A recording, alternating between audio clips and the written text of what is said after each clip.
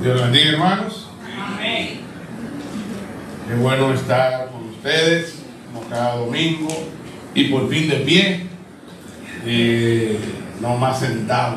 Vamos a ver cuánto aguantamos así, tratando de no agarrarnos acá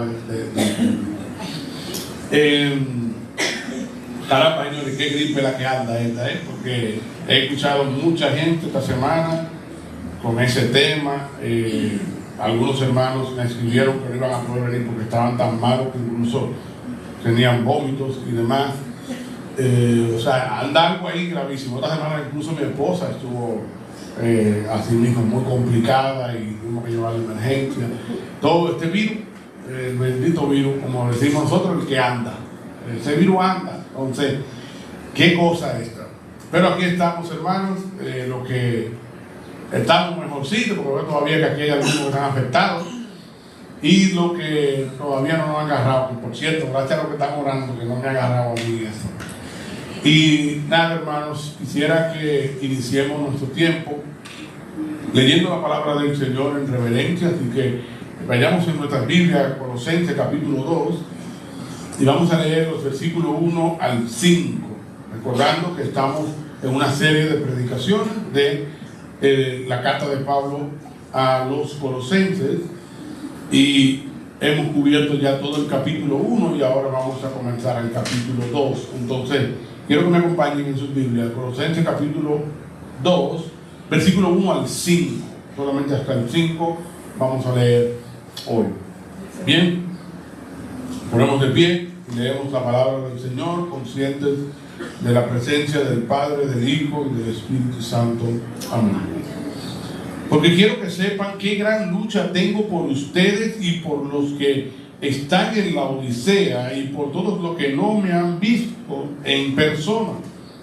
Espero que con esto sean alentados sus corazones y unidos en amor alcancen todas las riquezas que proceden de una plena seguridad de comprensión, resultando en un verdadero conocimiento del misterio de Dios, es decir, de Cristo, en quien están escondidos todos los tesoros de la sabiduría y del conocimiento.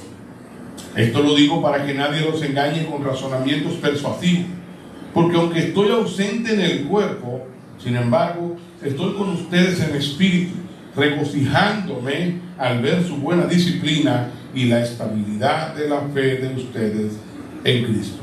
Padre amado, una vez más nos dirigimos a ti en oración para rogarte que en esta mañana nos hable a través de tu palabra.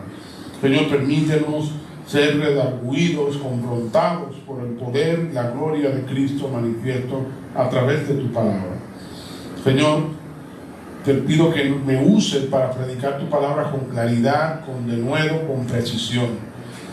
Que me dé la fuerza para permanecer de pie durante el sermón, y que el pie se leccione, y que me permita, Señor, predicar con pasión, con gozo, con autoridad y con el poder de tu Espíritu Santo. Toca nuestros corazones para que hoy ninguno de nosotros se vaya a casa como vino, sino que todos salgamos más edificados y más parecidos a Cristo. Te pido todo esto en el nombre de Jesús. Amén. Pueden tomar asiento, mis hermanos. Se cuenta que en una ocasión un doctor o pastor metodista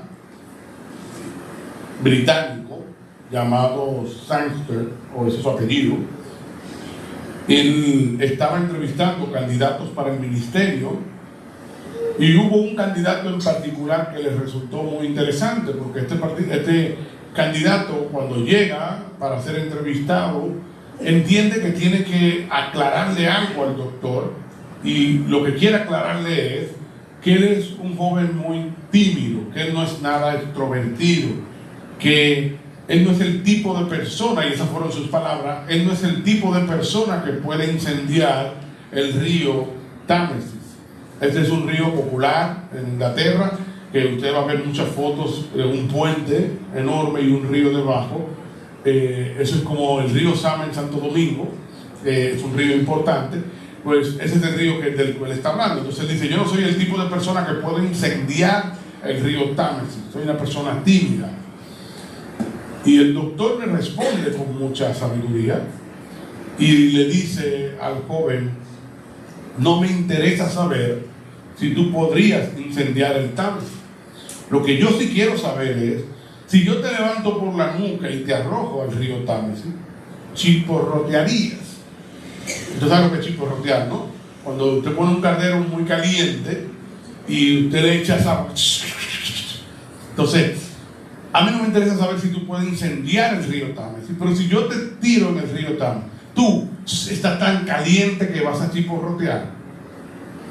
Es algo muy sabio, porque a lo que se refiere este doctor es que él no estaba buscando gente que pudieran incendiar el mundo, pero que ellos sí que estuvieran incendiados por el Evangelio. Personas apasionadas, como lo fue también en la historia el doctor o predicador, más bien, George Whitefield, el cual se cuenta que en una ocasión, cuando predicaba, y era un hombre que la gente iba para escucharle, se levantaban de sus camas para ir a escuchar a este hombre, y una de las personas que le gustaba ir a escucharlo era un famoso filósofo escocés que a su vez era escéptico, no creía en Dios. Y este filósofo se conoce como David Hume. Si usted ha leído de filosofía, habrá escuchado hablar de este hombre. Bueno, pues este hombre iba a escuchar a este predicador, y alguien que lo conocía le dijo: pero mira, yo veo que tú te diriges allá, ¿y qué tú haces ahí? Porque yo pensé que tú no creías en el Evangelio. Y él respondió: yo no, pero él sí. Y a lo que se refería era que él no creía en el Evangelio, pero a él le gustaba ir a escuchar a este hombre porque este hombre sí se lo creía. Y es impresionante, hermanos, cuando alguien está apasionado por la verdad, alguien está apasionado por el Evangelio, eso es digno de admiración. Es algo que llama nuestra atención. Eso hizo que hombres impresionantes en la historia fueran muy impactantes, como lo fue Charles Spurgeon, lo fueron muchísimos otros. Pero más que nada, cuando vamos a la Biblia encontramos que Pablo era un hombre de ese tipo. Pablo era un hombre que cuando hablaba chisporroteabas, ¿ok? Era un hombre que estaba incendiado por el Evangelio. Y esto es algo que notamos en este texto del día de hoy. Hemos visto en el capítulo 1 cómo Pablo se dirige a una iglesia que él no conoce personalmente, pero aún así escucha de ellos y se entera de que hay ciertos peligros de que ellos se desvíen de Cristo, de la centralidad de Cristo, y entonces les escribe esta carta. Les manifiesta que ora por ellos porque ellos estén firmes en su conocimiento de Dios. Les explica sobre cómo Cristo es más importante que cualquier otra cosa y es supremo sobre el universo, supremo sobre la iglesia. Les introduce como apóstol y dice: de ese gran proyecto yo soy parte y vengo a predicar, y por eso tengo como la autoridad para escribirles a ustedes, porque fui llamado a ser apóstol para los gentiles. Todo eso lo vimos en el capítulo 1 y estuvimos extrayendo lecciones para nosotros.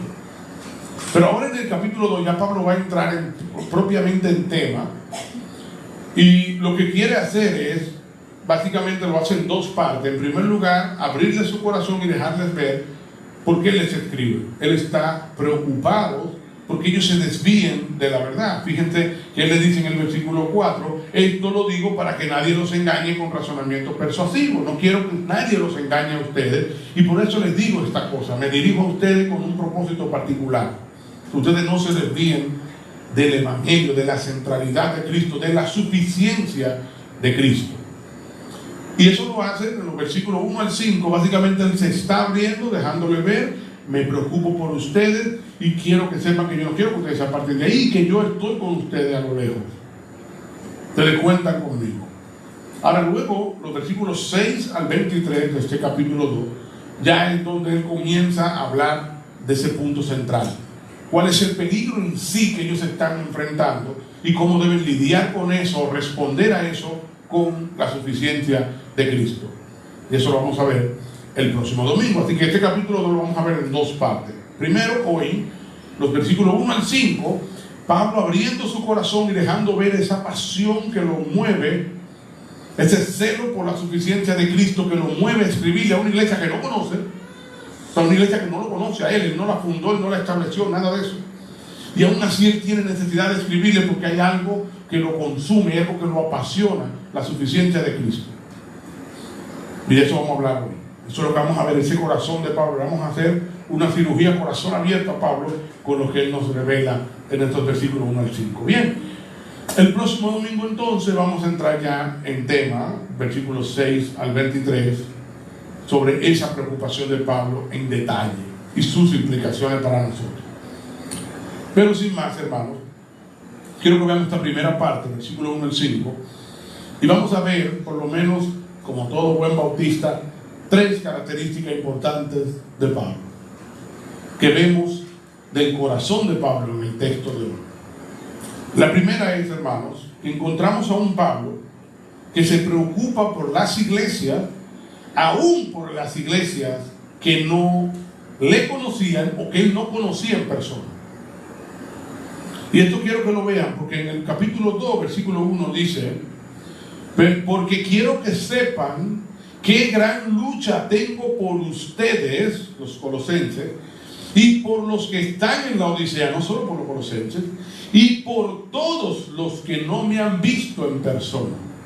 Yo tengo una lucha por todos ustedes, los que no me han visto, los que no me conocen, por ustedes. O sea, yo tengo una lucha por la iglesia en términos generales. Y Pablo, cuando habla de lucha aquí, es importante entender cómo Pablo está luchando por una gente que no conoce. ¿A qué se refiere por luchar? De acuerdo al contexto, y obviamente la palabra en el original se refiere a una palabra igualita que la que vimos en el capítulo 1, en el sermón pasado, que es agonizomai, que tiene que ver con agonizar, sufrir.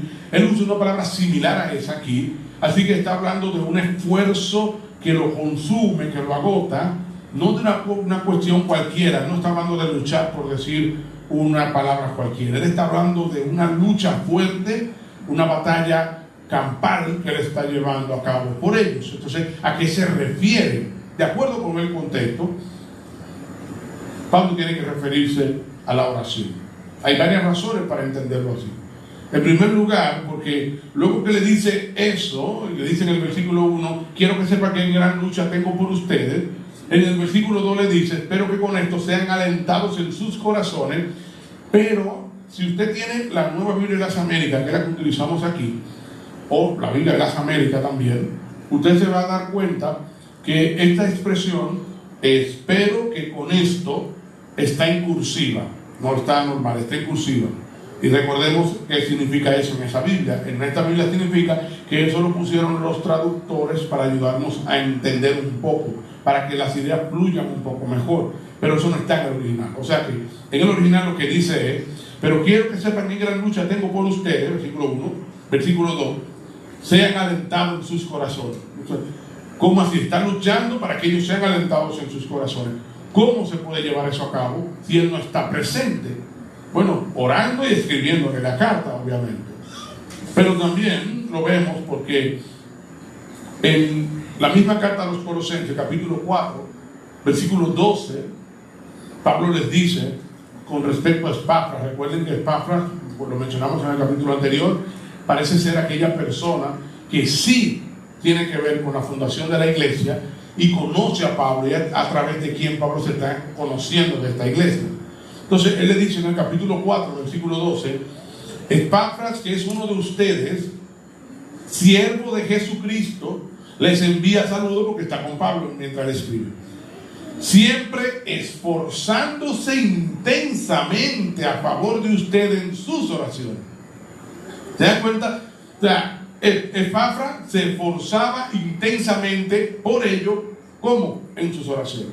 Así que si esto lo hacía Epafras, lo mismo podría hacer Pablo. Y seguramente a eso es que se refiere Pablo cuando dice que lucha por ello, que tiene gran lucha por ello. Igual puede referirse a esa preocupación que lo mueve a orar. Es que tengo una batalla por ustedes, una lucha por ustedes. Yo no estoy tranquilo, yo estoy inquieto, estoy preocupado por ustedes y oro por ustedes para que ustedes sean alentados, para que ustedes estén unidos en amor, para que ustedes se llenen de conocimiento de Cristo, porque no quiero que ustedes se desvíen de esa verdad. Básicamente eso es lo que Pablo les ha dicho en estos versículos. Y hermanos, eso es interesante porque nos deja ver que la oración muchas veces es una lucha. La oración no siempre es algo fácil, es una batalla. Y es una batalla en la que vamos delante de Dios, nos humillamos, nos arrodillamos, le imploramos, le mendigamos, insistimos, perseveramos, buscando que Dios conceda algo. Así como aquella viuda, Jesucristo en aquella parábola nos hablaba de que debemos orar como esa viuda que insiste ante el juez injusto. Dios no es un juez injusto, pero Dios muchas veces quiere que nosotros tengamos que insistir en oración. Y al parecer a eso que se refiere Pablo aquí. La oración no siempre es sencilla ni fácil. Cristo también tuvo que luchar en oración. En Lucas 22, versículo 44, se nos dice: y estando en agonía, oraba con mucho fervor, y su sudor se volvió como gruesas gotas de sangre que caían sobre la tierra. Esa oración era una batalla para Cristo. De hecho, en Romanos capítulo 15, versículo 30, Pablo les pide a los hermanos de Roma que combatan con él en oración. Y te lo voy a leer y luego les voy a explicar dónde lo dice. Les ruego, hermanos, por nuestro Señor Jesucristo y por el amor del Espíritu, que se esfuercen juntamente conmigo en sus oraciones a Dios por mí. Ahora, la palabra traducida aquí como que se esfuercen, en el original, en el griego, está hablando de combatir, literalmente. Entonces, lo que le está diciendo es que combatan conmigo en sus oraciones. Vamos a llevar este pleito juntos orando. Sin más, hermano, lo que Pablo está diciendo en este versículo 1 es: yo quiero que ustedes sepan que yo combato, yo lucho, yo me preocupo, yo persevero, yo insisto en oración por ustedes y por todos los que no me conocen. Esto habla de un hombre que se cargaba, que se preocupaba por la iglesia.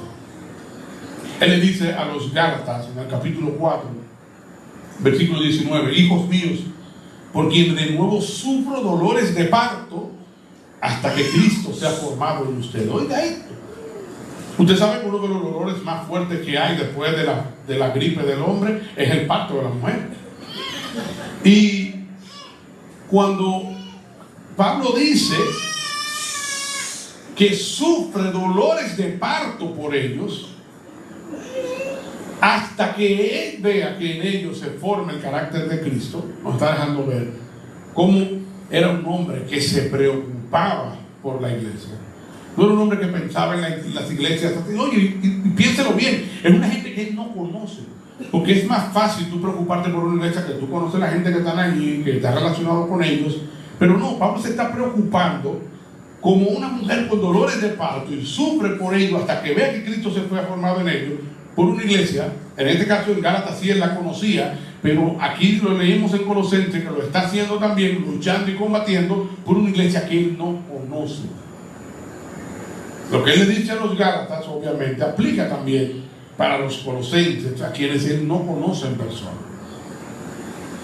Pero si usted diga, no, es que no es así, no es lo mismo lo que pasa con los Gálatas, porque los Gálatas él lo conoció, a lo que pasa con los colosenses que no. Bueno, Pablo nos dice en 2 de Corintios, capítulo 11, versículo 28, hablando de esas presiones externas que tenía y de muchos problemas, él dice: además de tales cosas externas, está sobre mí la presión cotidiana de la preocupación por todas las iglesias. Una carga que llevo como apóstol es que todos los días yo siento una presión por todas las iglesias. Yo siento preocupación por todas las iglesias. De hecho, así es como nace esta carta a los Colosenses. Él no los conoce, pero preocupado por ellos, les envía la carta. Así nació la carta, la gran carta de Pablo a los romanos. Es otra carta que se la escribe a una gente que él no conoce en persona, que no ha establecido esa iglesia tampoco. Así nacieron esas dos cartas, de un hombre que se preocupa por gente que ni conoce, pero que entiende que son parte del pueblo de Dios. Hermanos, eso nos debe corregir a nosotros, porque muchas veces nosotros ni siquiera nos preocupamos y oramos e insistimos, luchamos por la iglesia en la que nos congregamos. Gente que sí conocemos, gente que sí vemos, que sabemos sus nombres, sus luchas.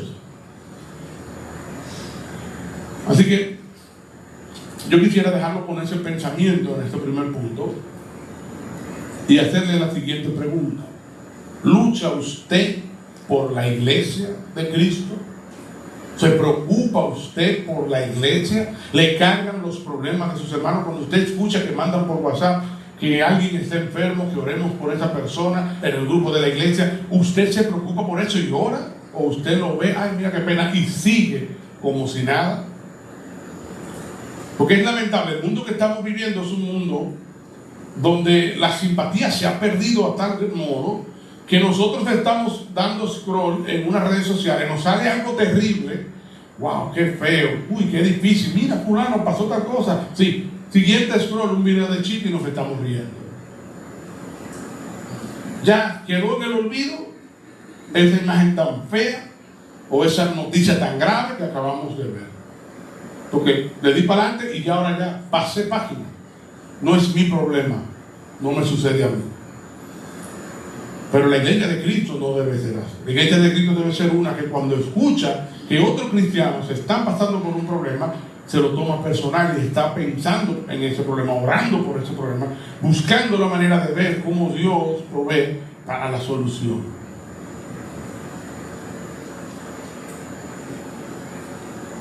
De hecho, hermanos, quiero escalar esto aún más. Pablo lo hacía por gente que no lo conocía. Nosotros no solo debemos orar por esta iglesia, debemos orar también incluso por otras congregaciones. Las demás iglesias de Bonao, las iglesias de Santo Domingo, Santiago, Puerto Plata, el país. Deberíamos estar preocupados por otros.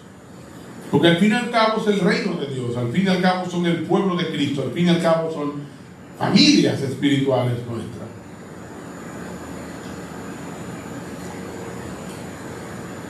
Una iglesia fuerte no se construye solo con estrategia, buena música, buena predicación, buenos asientos, aire acondicionado, buenos edificios. Una iglesia fuerte se construye de rodillas, con un pueblo que ora, que se preocupa el uno por el otro y que está unido constantemente. Segunda característica de Pablo. La primera es esta. Vimos a un hombre que se preocupa por las iglesias, aun aquellas que no conoce. Segunda característica, vemos a un hombre que se preocupa por lo esencial, no los marginales. No aquella cosa secundaria, no la añadidura, sino lo más importante. Porque él le dice que se preocupa, que lucha por ellos, pero ¿cuáles son esas cosas que le preocupan por las cuales ora? Versículo 2. Espero que con esto sean alentados en sus corazones. Ora porque sean alentados en sus corazones, unidos en amor, que alcancen todas las riquezas que proceden de una plena seguridad de comprensión, resultando en un verdadero conocimiento del misterio de Dios, es decir, de Cristo.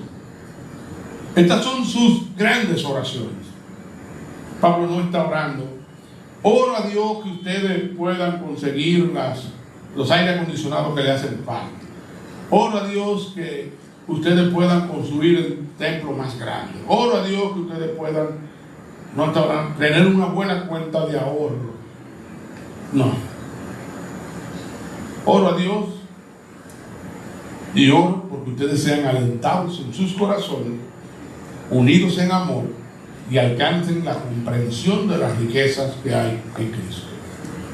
Esas son sus tres preocupaciones más grandes.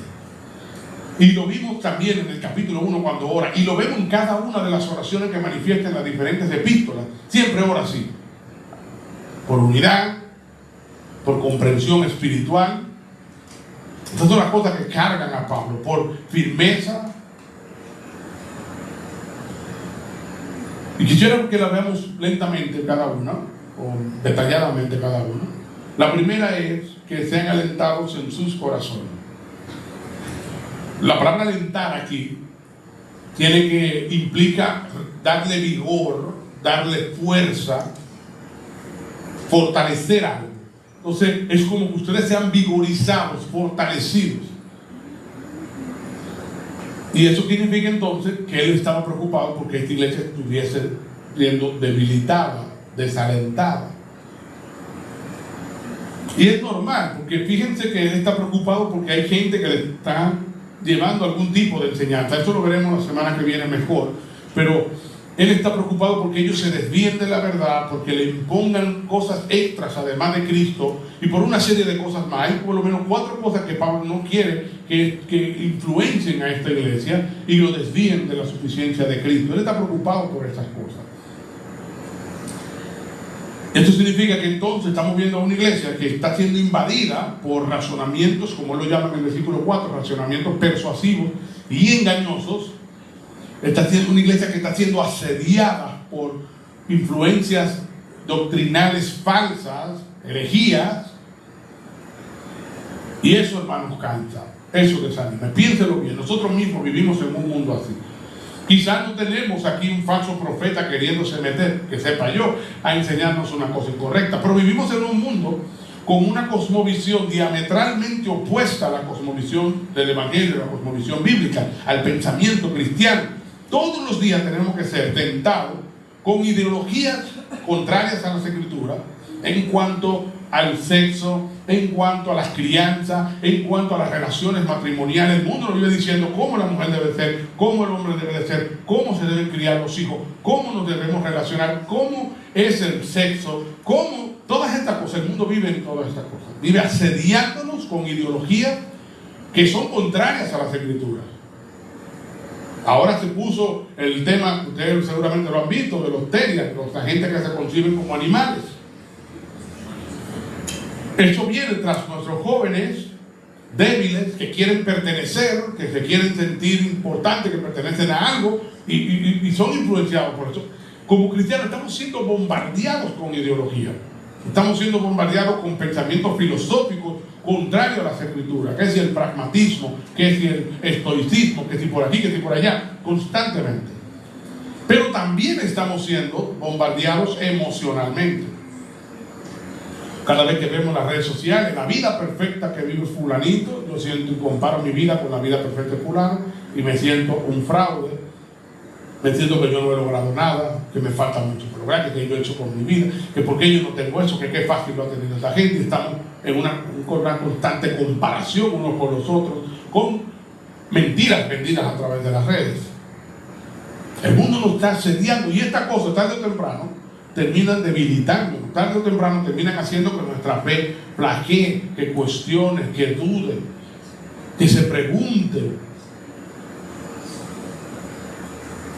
Por eso Pablo oraba porque estos hermanos fueran fortalecidos, porque estos hermanos estaban siendo asediados, pero de manera muy directa por gente que venía a decirle: no, mira, tú tienes a Cristo, pero falta algo más. O mira, tú tienes que celebrar estas cosas. O mira, tú tienes que cohibirte de estas cosas. O mira, tú tienes que hacer. Y constantemente recibían influencia sobre cómo era que debían pensar y conducirse. Y aquí estaba el Evangelio. Y estos hermanos tarde o temprano se iban a ir debilitando y perdiendo el vigor. Y Pablo dice: por eso oro, para que ustedes sean alentados, vigorizados, fortalecidos. Porque no es fácil vivir una vida en una batalla constante por la verdad. Por eso necesitamos oración. Y qué bueno, hermanos, que Pablo está pensando en que estos hermanos sean alentados, fortalecidos. Pero eso igual, hermanos, nos debe confrontar a nosotros y desafiar a nosotros como creyentes. La iglesia debe ser un lugar donde las personas encuentren ánimo, fortaleza, vigor. No donde la gente encuentre desánimo, golpes, cosas que nos derriban, ¿no? Es que tenemos que encontrar en la iglesia la fuerza, el ánimo mutuo. La iglesia debe ser un lugar en el que constantemente yo estoy preocupado porque mi hermano sea fortalecido. Por eso Pablo le dice a los Efesios en el capítulo 4, versículo 29, no salga de la boca de ustedes ninguna palabra mala, sino solo la que sea buena para edificación. Dejen de estar hablando cosas que no tienen que estar diciendo. Y que lo que usted vaya a decir, míralo bien, para que lo que usted diga edifique a la persona. según la necesidad del momento. O sea que tampoco esto te edifica, pero no es el momento apropiado, no edifica. Según la necesidad que tiene la persona en el momento, para que imparta gracia a los que escuchan. Porque no se trata solamente de que te digo la verdad, sino que tienes que impartir de gracia. A veces podemos decir la verdad, pero con nada de gracia. Fulano, pero eso que tú estás diciendo, eso es una barrabasada. ¿Cómo puede ser que tú como cristiano estés pensando en eso? Pero ¿cómo a ti te ocurre? Ay, no, pero cuidado, tú no eres cristiano. Yo tengo mi duda ahora con eso que tú dices. Y la persona que está pasando por un momento de lucha, de dudas, tú ahora le dices que por dudar, tú también ahora tienes duda de que él sea cristiano, eso todavía lo derrumba más. Nosotros no estamos para eso. La iglesia debe ser el pueblo donde yo estoy constantemente preocupado porque mi hermano sea fortalecido, de decirnos palabras que estimulen al crecimiento, a la fortaleza, a la edificación, pero también de yo orar para que Dios aliente y fortalezca el corazón de mi hermano. Tenemos que orar porque otros sean fortalecidos. Pero también Pablo ora porque ellos estén unidos en amor. Versículo 2. Espero que sean alentados en sus corazones y unidos en amor.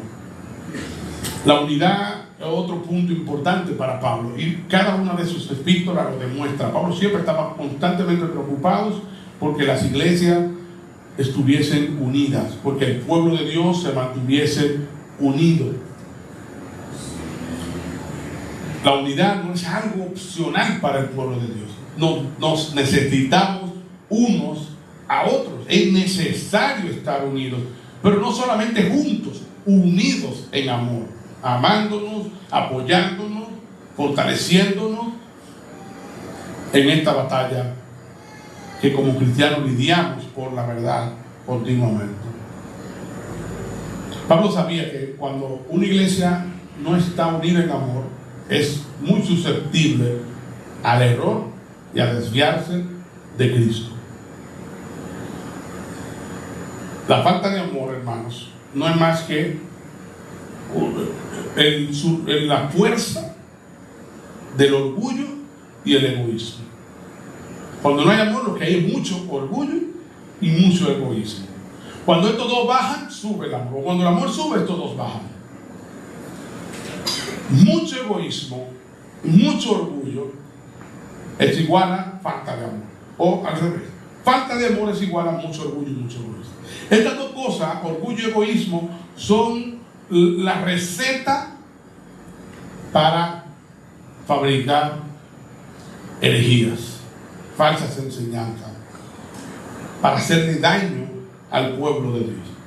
Porque cuando yo tengo mucho orgullo, yo prefiero tener la razón antes que saber la verdad. Cuando yo tengo mucho orgullo, a mí no me importa la verdad, es yo tener la razón, eso es lo que importa. Cuando tenemos mucho orgullo, antes que humillarme y reconocer que quizás lo que me están diciendo tienen razón, pero los demás tienen razón, yo voy a preferir pisotear y resistirme a entender que estoy en error. Y esto va generando división y nos lleva al error, como bien. Cuando hay mucho orgullo y egoísmo, preferimos tener la razón antes que mantener la unidad o la comunión con los demás. No nos importa si tenemos que llevar a nosotros por delante. Una iglesia dividida es presa fácil para el error, para las falsas doctrinas. Porque no están luchando juntos, no están siendo humildes, no se están preocupando por el todo, sino que cada quien está siendo seducido por lo que quiere escuchar. Si recordamos a Pablo, hablándole a Timoteo en su última carta, en segunda de Timoteo, capítulo 4, Pablo le dice que en los últimos tiempos vendrían gente que van a estar seduciendo a la gente, pero ¿cómo es que lo iban a hacer? Le iban a decir cosas que la gente quisiera escuchar. Cosas que la gente quiere escuchar, no que debe o necesita escuchar. Pero que eso es lo que tú quieres. Entonces, tú lleno de orgullo y egoísmo, te vas, tú eres presa fácil para estas cosas. Y apartarte de la verdad. Por eso Pablo ora y medita y le pide a Dios porque esta iglesia esté unida en amor. Y también, por último, Pablo ora porque ellos tuviesen una comprensión firme y segura del Evangelio. Esta es la parte más difícil del texto, porque cuando lo leemos, las ideas tan como Pablo las construye, es difícil seguirle el rastro. Pablo dice en el capítulo 2, versículo 2, espero que con esto sean alentados en sus corazones y unidos en amor, y aquí viene la parte difícil, alcancen toda la riqueza que procede de una plena seguridad de comprensión. La riqueza que procede de una plena seguridad de comprensión. ¿Qué es esto? Y de hecho en el original está muchísimo más difícil, porque el original lo que dice no dice que alcancen, sino que una de las cosas por las que ora es que toda la riqueza de plena seguridad de entendimiento ellos la reciban. La riqueza o toda la riqueza de plena seguridad de entendimiento. Esto es algo complicadísimo de entender para nosotros. Las ideas están organizadas de forma compleja y le ha dado mucho trabajo a los intérpretes de las Escrituras. Pero cuando lo vemos en conjunto con el versículo 3 y lo dejamos fluir, se puede simplificar muchísimo. Dice: alcancen toda la riqueza que procede de una plena seguridad de comprensión, resultando en, por cierto, ese resultando no está en el original, pero lo que pasa es que este en el griego es un en que tiene que ver con el resultado, por eso se lo agregan. Entonces, resultando en un verdadero conocimiento del misterio de Dios, es decir, de Cristo, en quien están escondidos todos los tesoros de la sabiduría y del conocimiento. En otras palabras, Pablo está orando porque estos hermanos logren entender toda la riqueza que se deriva de un conocimiento pleno y seguro del misterio de Dios, que es Cristo. Recuerden que cuando Pablo habla del misterio, está hablando de ese plan redentor de Dios en Cristo, que por mucho tiempo era un misterio, estaba como velado. ¿Y qué será? ¿Cómo será? ¿Cómo se llevará a cabo? Había cierta información, pero no todo estaba claro. Pero cuando Cristo viene, se revela. Cristo es ese misterio revelado de todo ese plan de redención. Entonces, por eso Pablo dice: yo oro porque ustedes entiendan toda esa riqueza que se encuentra en Cristo, en quien están escondidos los tesoros del conocimiento y la sabiduría, y que ustedes logren entender la dimensión de lo que esto es, cuán grande Cristo es, cuán sublime Cristo es, y que al ustedes entender esto, pues no haya nada que lo va a sacudir de ahí. El Evangelio y la persona de Cristo no es tan básico como nos parece. Muchos de nosotros tenemos un conocimiento del Evangelio que es un ABC, apenas es lo básico, lo elemental necesario para ser salvo, pero luego de ahí no hemos seguido profundizando, no hemos seguido estudiando y no entendemos las profundidades de ese Evangelio. Pero hermano, cuando nosotros comenzamos a profundizar en lo que Cristo es, en lo que implica todo lo que Él hizo, y pasamos de lo básico que escuchamos regularmente en un sermón o en una clase, pero en nuestra casa, bajados ahí, estudiamos. Hermanos, nosotros nos damos cuenta que en el Evangelio hay aguas tan profundas que cualquiera de nosotros se puede ahogar. Alguien decía: pero el Evangelio tiene aguas tan bajitas que un niño puede caminar, y aguas tan profundas que un adulto se puede ahogar. Bueno, hay aguas en el Evangelio, áreas tan profundas que son, dice Pablo, que son insondables. Acompáñenme a Romanos, capítulo 11, versículo 33 al 36. En Romanos, desde el capítulo 1 hasta el 11, Pablo ha venido hablando de todo lo que es el Evangelio, definiéndolo, hablando de sus implicaciones, muchísimas cosas. Profundiza muchísimo. Y termina diciendo en el capítulo 11, versículo 33 al 36: Oh profundidad de la riqueza y de la sabiduría y del conocimiento de Dios. Cuán insondables son sus juicios e inescrutables sus caminos. Pues, ¿quién ha conocido la mente del Señor? ¿O quién llegó a ser su consejero? ¿O quién le ha dado a él primero para que se le tenga que recompensar? Porque de él, por él y para él son todas las cosas. A él sea la gloria para siempre. Amén. Pero fíjate esto, cuán insondable, cuán inescrutables, oh profundidad de las riquezas. Pablo entendía, este evangelio no es cualquier cosita, esto es muy profundo, muy profundo. Toda herejía, falsa enseñanza que nos desvía de la verdad, no es más que la manifestación de que nosotros no hemos comprendido a cabalidad lo que es el evangelio. Cuando nosotros nos dejamos llevar por esas falsas enseñanzas, es porque no estamos entendiendo a cabalidad el evangelio. Y por lo tanto nos dejamos seducir por esas otras cosas. Me encanta como lo dice un autor llamado David Bird. Si Cristo tiene el monopolio de la verdad espiritual, porque en él está todo escondido, todo el tesoro del conocimiento y la sabiduría, ¿ok? Entonces Cristo tiene el monopolio de la verdad. Si Cristo tiene el monopolio de la verdad, las enseñanzas de los falsos maestros que añaden ideas novedosas y razonamiento persuasivo a la verdad de Cristo tienen que ser erróneas, porque el monopolio lo tiene él. Es como que alguien tomó todo el oro verdadero que hay en el mundo y lo guardó. Y él tiene escondido todo el oro verdadero. Cualquier gente que venga vendiéndole oro a usted sabe que es falso, porque ya el monopolio del oro lo tiene él. Entonces, cuando nosotros nos dejamos engañar por otra cosa, pues estamos entendiendo que aquí está todo, que no necesitamos extras. Lo que veremos el próximo domingo sobre estas formas en que nos quieren desviar de la verdad de Cristo es que nos quieren agregar a lo que Cristo hizo. Por eso es que este texto trata sobre la suficiencia de Cristo, que Él es suficiente. En Él está escondida toda la sabiduría y el conocimiento de Dios. Él tiene el monopolio de la verdad, como lo dijo ese autor. No lo pudo haber dicho mejor. Él tiene el monopolio de la verdad. Cualquier desvío de esa verdad, automáticamente debemos entenderla como una herejía, como algo falso.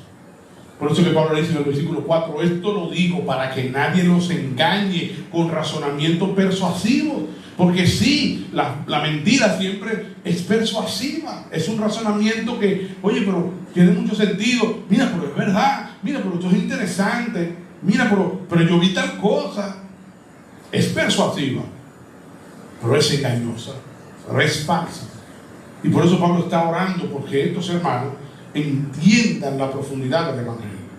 Entonces fíjense cómo Pablo está centrado en lo más importante. Pablo es un hombre que se preocupa por las iglesias, por cualquiera, aunque no los conozca, porque Pablo es un hombre que se carga por el pueblo de Dios. En segundo lugar, Pablo es un hombre que se está preocupando por las cosas esenciales, no el edificio, no la ropa, no la comida, sino lo más importante, que estén alentados, vigorizados como cristianos, que estén unidos en amor y creciendo en el conocimiento de Cristo.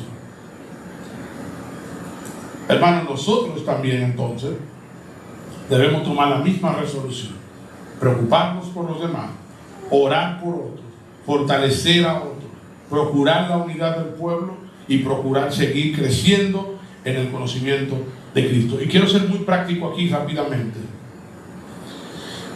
No todo lo bueno o lo nuevo, no todo lo nuevo que usted escucha por ahí es bueno. Sea muy cuidadoso con eso. En hermenéutica se dice, si esa idea que tú tienes del texto es lo más novedoso que ha habido en la historia de la iglesia, entonces tú tienes un error. Tú estás desviándote del evangelio. No es verdad, 2000 y pico de años Dios preservando su iglesia, y ahora a ti Dios te ha revelado lo más novedoso y nuevo que hay en la historia de la iglesia entera, que ni a Pablo ni a más nadie le ocurrió, a ti. Entonces tú estás mal. No puede ser, ¿verdad? El monopolio de la verdad está en Cristo y en tu palabra. Pero también quiero decirle algo a los padres. Preocupémonos por enseñarle doctrina sólida a nuestros hijos. Allá afuera el mundo le está vendiendo muchísimos disparates, que esto, que lo otro, hoy son lotería, mañana será otra cosa, antes era otra cosa, y van a seguir apareciendo cosas y más aberraciones extrañas. Nosotros tenemos que enseñar a nuestros hijos sólidos fundamentos doctrinales. No solo el qué, sino el por qué. Eso lo aprendí recientemente y estoy trabajando fuertemente eso con mis hijos. Que no simplemente sepan el qué. El qué es, ¿quién creó el universo? Dios. ¿Por qué? Porque sí. No, porque si no. Hay una razón por la que eso es así. Vamos a indagar esto, para que luego no vengan allá afuera a hablarle. No, porque esto, que aquello. Y a desviarlo. Porque nunca te fortaleció para defender la verdad, solamente la memorizó y ya. No, tenemos que enseñarnos a razonar esa verdad. Obviamente, de acuerdo a esa edad y conforme van creciendo, vamos profundizando. Pero debe haber una labor constante de los padres de preparar a nuestros hijos para esto. Ahora, hermanos, todo esto que estamos viendo hasta ahora, en conclusión, se debe a la tercera característica de Pablo, en la cual no vamos a profundizar mucho a propósito, porque es muy básica y central, y elemental, perdón. Y es, Pablo comprendía la conexión espiritual entre los creyentes. Pablo le dice en el versículo 5, porque aunque estoy ausente en el cuerpo, sin embargo, yo estoy con ustedes en espíritu, regocijándome al ver su buena disciplina y la estabilidad de la fe de ustedes en Cristo. Ahora, yo quisiera aclarar algo. Pablo no está hablando aquí de una presencia mística, de que yo estoy aquí, pero yo hago un viaje astral y también estoy allá. No. Nada místico, nada extraño de esto. Pablo está hablando más que nada de que él entiende que son un pueblo y él está preocupado por ello. En cierto sentido, yo los acompaño en su lucha desde aquí. Ustedes no están solos. Yo los acompaño en su lucha desde donde estoy, orando por ustedes, escribiéndole esta carta y en la medida de lo posible lo que puedo hacer por ustedes. De hecho, a los tesalonicenses él se lo dice con una palabra similar. Primera Tesalonicenses capítulo 2, versículo 17. Pablo le dice: pero nosotros, hermanos, separados de ustedes por breve tiempo, en persona, pero no en espíritu, estábamos muy ansiosos con profundo deseo de ir a verlos. Esta es la cosa. Estoy separado, pero en cierto modo no, porque yo sigo cargado, preocupado por ustedes, deseando verlos. Así que Pablo a lo que se refiere con esto es que él ora por ellos, que él se preocupa por ellos, que él se goza por su bienestar, como dice nuestro texto, regocijándome al ver cómo ustedes están, que él conecta con ellos. Entonces, al final la iglesia es un solo cuerpo y lo que le sucede a mi hermano a mí me tiene que doler, y por lo tanto yo como cristiano, aunque no esté al lado tuyo, debo estar contigo, en cierto modo. Si puedo estar a tu lado, lo estoy, pero si no, como quiera que sea, yo estoy tan conectado a ti, tan preocupado por ti, que es como que yo estuviera contigo en el espíritu. Al final lo que Pablo quiere es eso. Quiero que ustedes sepan que ustedes no están solos, ustedes cuentan conmigo. Es otra manera de decir. Ustedes cuentan conmigo. Hermanos, cuentan los demás hermanos de la iglesia contigo. Los hermanos de la iglesia pueden contar contigo, que tú te preocupas por ellos, que tú oras por ellos, que tú te cargas con sus problemas, que tú te regocijas con sus logros. Muchas veces, hermanos, en la batalla, lo único que nosotros necesitamos es saber que no estamos solos, que hay otros que nos acompañan. Hay veces que una persona tiene una gran pérdida y lo que necesita no es que tú digas algo necesariamente, no, que tú estés ahí, porque tú digas: yo estoy contigo, o yo te acompaño en tu dolor, déjame saber cómo te puedo servir. Esto, compañía, es algo que necesitamos fuertemente. ¿Cuánto tiempo dedica usted a estar en espíritu con otros creyentes? En esto me refiero, ¿no? Por ejemplo, hay creyentes que están en lugares donde lo están persiguiendo, creyentes que están pasando por dificultades que nosotros no podemos imaginar. Nosotros no podemos estar con ellos allá, pero podemos estar en espíritu por ellos. ¿Cómo? Orando por ellos, preocupándonos por ellos, intercediendo por ellos, como lo hizo Pablo por los hermanos de Colosas.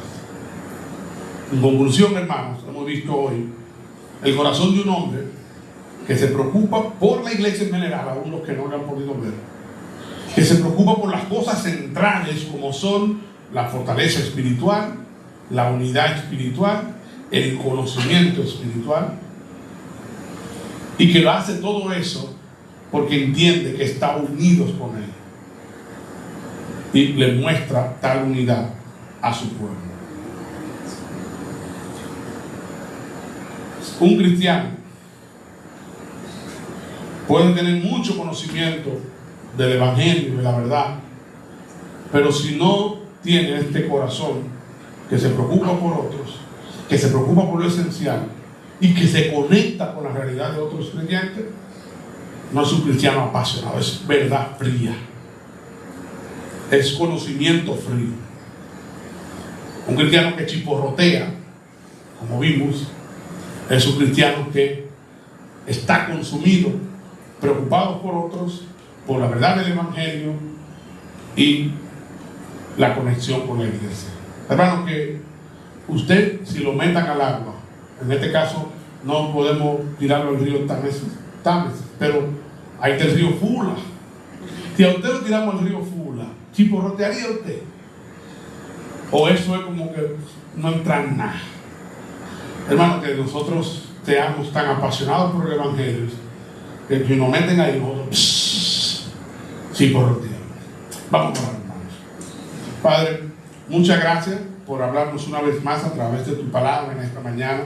Gracias, Señor, por ayudarnos a permanecer de pie durante todo el sermón. Y gracias, Señor, porque nos mantuviste a todos nosotros pendiente a tu palabra. Te ruego que ahora nos ayude a tomar esta palabra y ponerla en práctica, que eso transforme nuestras relaciones con los demás, que esto transforme nuestra relación con la iglesia, que eso transforme nuestra relación contigo. Ayúdanos, Señor, a ser más como Pablo, creyentes que nos preocupamos por la iglesia en general, por las cosas esenciales y que estamos conectados con otros. Te pido todo esto en el nombre de Cristo Jesús. Amén.